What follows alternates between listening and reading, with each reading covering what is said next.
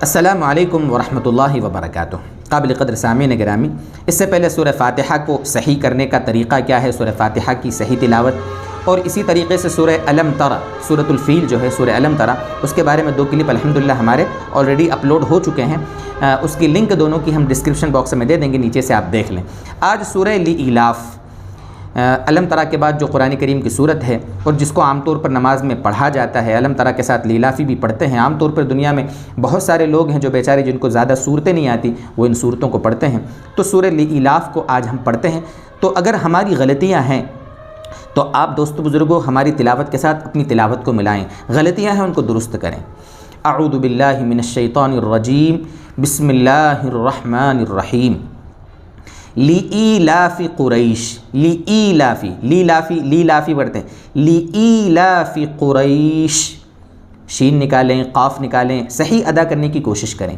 لإیلاف قریش، عربی زبان ایسی زبان ہے دوستو بزرگوں کہ حرف کے بدلنے سے بھی معنی بدل جاتے ہیں، اس لیے بہت دھیان رکھیں، اپنی استطاعت بھر کوشش کریں نکالنے کی۔ بہت سے لوگ سمجھتے ہیں ہم کو تو نہیں آتا اور جیسی مرضی تلاوت کر جاتے ہیں۔ نہیں بھائی، تلاوت قرآن نماز میں فرض ہے، اور سورہ فاتحہ کا پڑھنا اور ساتھ میں سورت کا ملانا یہ تو واجب ہے، ضروری ہے، اگر گڑبڑ ہوگی نماز نہیں ہوگی ہماری۔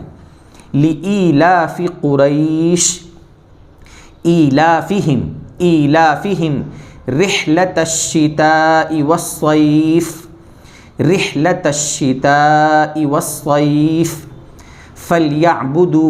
فلیعبدوا رب هذا البیت، اگر رکنا ہے تو رک جائیں بیت پر، نہیں رکنا ہے تو ملا کر پڑھ لیں۔ فلیعبدوا رب هذا البیت الذی اطعمهم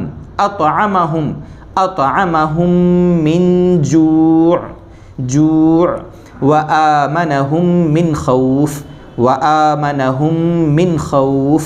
آج کے لیے اتنا، آگے انشاءاللہ مزید اور صورتوں کی تلاوت ان کا بیان آپ کے سامنے لے کر آئیں گے۔ ہمارا مشن یہ ہے دوستو بزرگوں، مقصد یہ ہے کہ ہماری نماز جو اہم عبادت ہے، ایمان کے بعد جس کا مقام ہے، وہ نماز ہماری صحیح ہو اور اللہ کی بارگاہ میں مقبول ہو۔ وآخر دعوانا ان الحمدللہ رب العالمین۔